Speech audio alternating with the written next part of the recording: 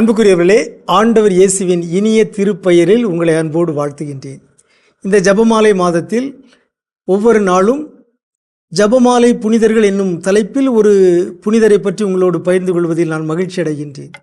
இன்று புனிதர் ராபர்ட் பெல்லார்மின் என்னும் இயேசு சபை புனிதரை பற்றி உங்களோடு பகிர்ந்து கொள்வதில் எனக்கு மகிழ்ச்சி. புனிதர் ராபர்ட் பெல்லார்மின் திரு அவை வானில் சுடர்விட்டு ஒளிரும் ஒரு விண்மீன், பல்வித ஆளுமைகளுக்கு சொந்தக்காரர். அவர் ஒரு இறையியலாளர், அவர் ஒரு சிந்தனையாளர், அவர் ஒரு திரு அவையின் மறை வல்லுனர், கர்தினால், இயேசு சபையின் முதல் கர்தினால் புனித ராபர்ட் பெல்லார்மின். அந்த சமயத்தில் நடைபெற்ற திருத்தந்தைக்கான தேர்தலில் அவருக்கும் ஒரு சில வாக்குகள் கிடைத்தனவாம்.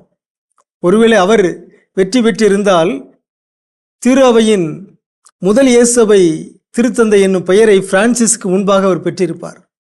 அவரே ஒரு முறை சொன்னாராம், நான் திருத்தந்தை ஆகியிருந்தால் அன்னை மரியாவின் அமல உற்பவத்தை நம்பிக்கை பேருண்மையாக அறிவித்திருப்பேன் என்று அவரே சொல்லியிருக்கிறார். இருப்பினும் ஒரு கர்தினாலாக அவர் திருத்தந்தையர்களுக்கு பல ஆலோசனைகள் வழங்குகிற ஒரு ஆலோசகராக, சிந்தனையாளராக அவர் விளங்கினார். அப்படிப்பட்ட பேராளர், பேராசான், பேராசிரியர், சிந்தனையாளர், இறையியலாளர், திரு அவை வல்லுனர் ஜெபமாலை ஜெபித்தார். அன்னை மரியாவிடம் மிகுந்த பக்தி உடையவராக இருந்தார். மரியன்னை பாடல்களை பாடுவதில் அவருக்கு மிகுந்த மகிழ்ச்சி. மரியன்னை புகழ்ந்து பாடும் பாடல்களை பாடுவார். மரியன்னை மன்றாட்டுகளை ஜெபிப்பார். புதன், வெள்ளி, சனிக்கிழமைகளில் நோன்பை அவர் கடைபிடிப்பாராம். அதில் சனிக்கிழமை அன்னை மரியாவுக்கு நன்றியாக நோன்பு என்று புனித ராபர்ட் பெல்லார்மின் சொல்லியிருக்கிறார். அவருக்கு பிடித்தமான ஜெபமாலை தான்.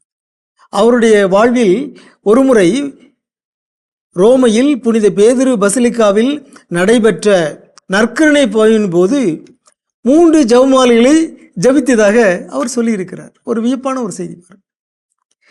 ஜெபமாலை என்பது மரியன்னை மைய மன்றாட்டா, இயேசு மைய மன்றாட்டா? அது இயேசு மைய மன்றாட்டு. எனவே தான் நற்கருணை பவனியிலும் நாம் ஜெபமாலை ஜபிக்க முடியும்.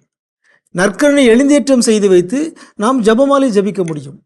காரணம், ஜெபமாலை என்பது ஆண்டவர் இயேசுவினுடைய வாழ்வை மையமாக கொண்ட ஒரு சிந்திக்கின்ற, தியானிக்கின்ற ஒரு மன்றாட்டு. இயேசுவின் பிறப்பு, இயேசுவின் பணிவாழ்வு, இயேசுவின் இறப்பு, உயிர்ப்பு, விண்ணேற்றம் போன்ற அவரது வாழ்வின் மறை உண்மைகளை நாம் தியானிக்கின்ற ஒரு கண்டெம்ப்ளேட்டிவ் ப்ரேயர் என்று நாம் ஆங்கிலத்தில் சொல்கிறோம் அல்லவா? அதுதான் ஜெபமாலை. அருளறிந்த மரியே வாழ்க என்று அன்னையை வாழ்த்துகிறோம், அது உண்மைதான். ஆனால் அன்னையோடு இணைந்து நாம் இயேசுவைத்தான் தியானிக்கின்றோம், இயேசுடைய வாழ்வைத்தான் தியானிக்கின்றோம், இயேசுவோடு நாம் நெருக்கமாகின்றோம் என்பதை புனித ராபர்ட் பெல்லார்மின் போன்ற பெரிய சிந்தனையாளர்கள் நமக்கு கற்றுத்தருகிறார்கள். நாம் நினைக்கக்கூடாது ஜெபமாலை என்பது பாமரர்களுடைய ஜெபம், எளிய மக்களுடைய ஜெபம் என்று நாம் நினைக்கக்கூடாது. திரு அவையின் கற்றறிந்த ஆசான்கள், பெருமகன்கள், பேராசிரியர்கள், மறை வல்லுநர்கள் ஜெபமாலை ஜெபித்திருக்கிறார்கள். அவர்களுக்கு அந்த தெளிவு இருந்திருக்கிறது. ஜெபமாலை என்பது ஒரு தியான மன்றாட்டு. அதில் நாம் இயேசுவைத்தான் நாம் தியானிக்கின்றோம், இயேசுடைய வாழ்வைத்தான் தியானிக்கின்றோம், அன்னை மரியாவையும் வாழ்த்துகின்றோம். ஆகவே புனித ராபர்ட் பெல்லார்மினுடைய வாழ்விலிருந்து நாம் இந்த பாடத்தை கற்றுக்கொள்கிறோம். நாம் அன்னை மரியின் மீது பற்று உள்ளவர்களாக, பாசம் உள்ளவர்களாக இருக்க வேண்டும். அன்னை மரியாவோடு இணைந்து இயேசுவை நோக்கி நாம் பயணம் செய்ய வேண்டும். மரியா வழியாக இயேசுவை நோக்கி என்பதே பல புனிதர்களுடைய வாழ்வின் குறிக்கோளாக இருந்தது. புனித ராபர்ட் பெல்லார்மினும் அப்படித்தான். அன்னை மரியா மீது, குறிப்பாக அமல உற்பவத்தின் மீது அவர் மிகுந்த பாசம் கொண்டிருந்தார். முதலாக அவர் திருத்தந்தைக்கு ஒரு கடிதம் எழுதி அன்னை மரியாவின் அமல உற்பவத்தை ஒரு நம்பிக்கை பேருண்மையாக, ஒரு டாக்மா, நம்பிக்கை பேருண்மையாக அறிவிக்க வேண்டும் என்று அவர் 16வது நூற்றாண்டில் வேண்டுகோள் விடுத்தார். அண்மை காலத்தில்தான் 1854ஆம் ஆண்டில்தான் அன்னை மரியாவின் அமல உற்பவம், அன்னை மரியா பிறப்பு நிலை பாவமின்றி பிறந்தவர் என்பது ஒரு நம்பிக்கை பேருண்மையாக அறிவிக்கப்பட்டது. அதற்கு அடித்தளமிட்டவர் புனித ராபர்ட் பெல்லார்மின்.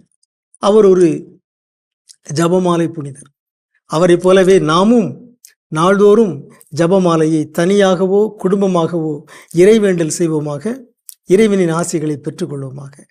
உங்களுக்கு அமைதி உரித்தாகுக.